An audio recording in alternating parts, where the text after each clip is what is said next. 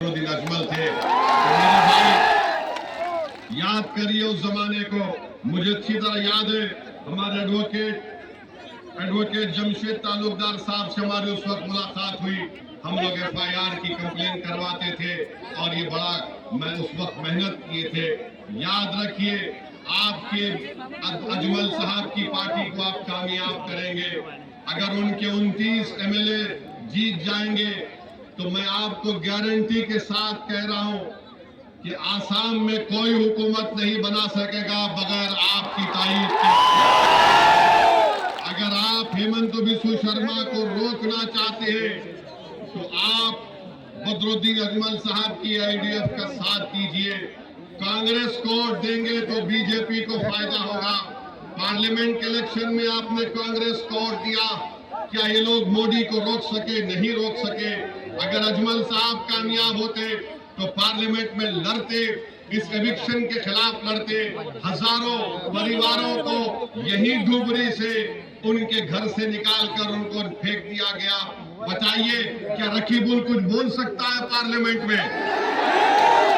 जब आपके घर को लूटा जा रहा था, बुलडोजर लगाया जा रहा था, जब हमारी माँ और बच्चे परेशान थे तो रकीबुल पार्लियामेंट में बोलते हैं कि कैरम बोर्ड सिखाओ।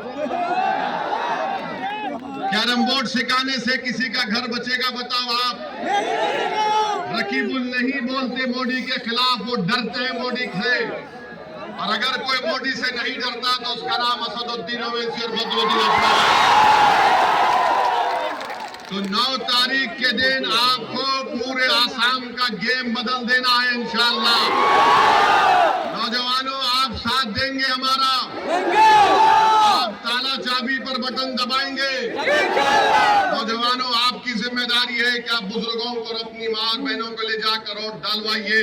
और यहाँ से हमारे नजरुल भाई को तीसरी मर्तबा उनको यहाँ पर MLA बनाइए, ताकि ये जब आसाम के असेंबली में जाएगा तो तुम्हारी आवाज में बोलेगा, बेखौफ होकर लड़ेगा। जिसका घर तोड़ा गया उसका घर बनाया जाएगा, बच्चों का स्कूल नहीं है स्कूल बनाया जाएगा, जुल्म का खात्मा होगा, इंसाफ को कायम किया जाएगा। आप अपने वोट का सही इस्तेमाल करिए। ये जो शाम में डुबरी का फुल बॉडी ब्रिज बन रहा है, ये अजमल साहब ने उसको मंजूर करवाया था। ये कोई BJP या रकीबुल का नहीं है, ये अजमल साहब ने मंजूर करवाया था। आज ये काम अल्हम्दुलिल्लाह चल रहा है। रिवर पोर्ट अगर बना तो उसमें अजमल साहब ने नुमाइंदगी करके उसको बनाया था। रेलवे ट्रैक की डबलिंग हुई तो अजमल साहब की नुमाइंदगी पर हुआ। TB हॉस्पिटल बनाया गया तो मौलाना बदरुद्दीन अजमल साहब की नुमाइंदगी पर, उनकी कोशिशों और मेहनतों से बनाया गया। मेरे भाई मैं आपसे अपील कर रहा हूं, आपसे उन लोगों को वोट दीजिए जो आपके लिए लड़ते हैं, जो आपकी तकलीफ को अपने सीने में महसूस करते हैं, जो आपकी आंख में आंसू है उसको गिरने से पहले आपका हाथ थामने की कोशिश करते हैं। उन लोगों को वोट दो जो हमारे बच्चों के ख्वाब को पूरा करना चाहते हैं। उनका साथ मत दो जो जुल्म करते हैं, उनको वोट मत दो जो हमारे घर को तोड़ते हैं। तुम उनको वोट मत दो जो जबान नहीं खोलते, तुम उनका साथ मत दो जो तुमको तबाह ताराज करना चाहते हैं। तुम उस पार्टी को वोट मत दो जो तुम्हारी सियासी आवाज को खत्म करना चाहते हैं। मैं उतनी दूर से अगर आया हूं तो तुम्हारे सामने भीख मांग रहा हूं, अपने लिए नहीं, आने वाले इन बच्चों के मुस्तकबिल के लिए, कि खुदारा आप अपना एक वोट 9 तारीख को ताला चाबी पर लगाइए और अपनी पार्टी को मजबूत करिए।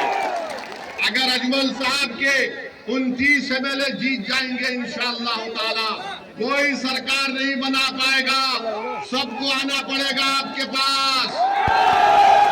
जो लोग मुस्लिम अक़लियत को मियां बोलते हैं, आप अजमल साहब को वोट दो, उसका जवाब एक ही है जो हमको बदनाम कर रहे हैं।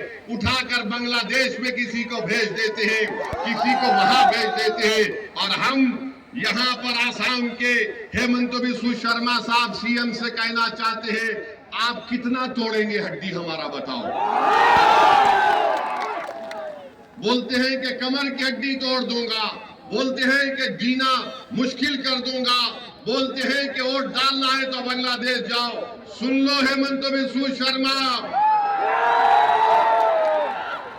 हम हम 150 साल से यहाँ रह रहे हैं और इंशाअल्लाह ताला सुबह क़यामत तक यही रहेंगे। हम 150 साल से मस्जिदों में जाकर हय्या अलल सलाह हय्या अलल फलाह की सदाएं दे रहे हैं और सुबह क़यामत तक हम ला इलाहा इल्लल्लाह का नारा लगा कर रहेंगे। तुम जान लो, तुम मार सकते हो, मार दो, हम मरने को तैयार है, मगर हम भागने को तैयार नहीं है। हम इस जमीन को छोड़ के नहीं जाएंगे, इस जमीन में पैदा हुए इस जमीन के अंदर ही जाएंगे और जब तक जिंदा रहेंगे सीना तान कर जिएंगे, किसी के आगे नहीं झुकेंगे सिवाय अल्लाह के। हमारा हक है इंशाअल्लाह ताला अजमल साहब की लीडरशिप में या तो हक तुमको देना पड़ेगा या फिर हम लड़के छीन के अपना हासिल करेंगे। तो मेरे अजीज दोस्तों और बुजुर्गों, ये शेर आ गया, अब तुमको शेर बनना है 9 तारीख को। अब शेर बनेंगे, अब शेर बनेंगे और अपनी पार्टी को वोट देंगे। डरना नहीं है किसी से, किसी से डरने की जरूरत नहीं है। आप और हम, अल्लाह जब हमको इस दुनिया में भिजाया तो हमारा रिज़्क़, इज्जत, जिंदगी सब लिख कर भिजाया और इंशाअल्लाह ताला ये आप देखेंगे एक दिन जिनको घर से निकाला जा रहा है, जिनको मारा जा रहा है, इंशाअल्लाह ताला अल्लाह तुम्हारे सर पर इज्जत का ताज रख देगा इंशाअल्लाह।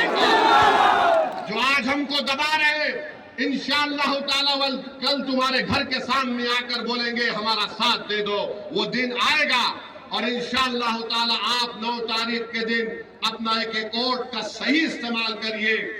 आप ताला चाबी पर बटन दबाइए। कांग्रेस को वोट देना हेमंत बिस्व शर्मा को वोट देने के बराबर है।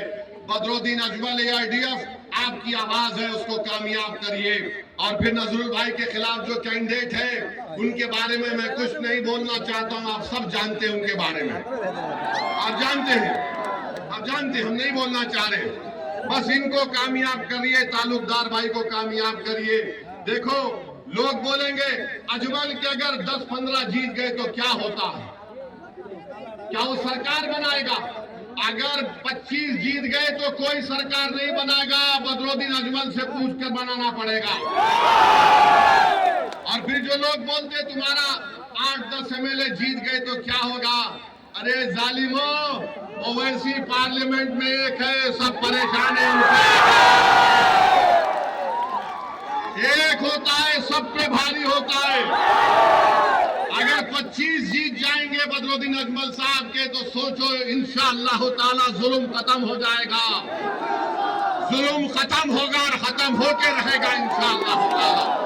तो 9 तारीख के दिन क्या होगा, किसको वोट पड़ेगा, हाथ उठाकर बताइए। और हम हेमंत बिस्व शर्मा को, गोगोई को बोल रहे हैं हाथ देख लो, ये ताला चाबी पर अब बटन दबने वाला है इंशाअल्लाह ताला। इनकलाब जिंदाबाद, इनकलाब, इनकलाब।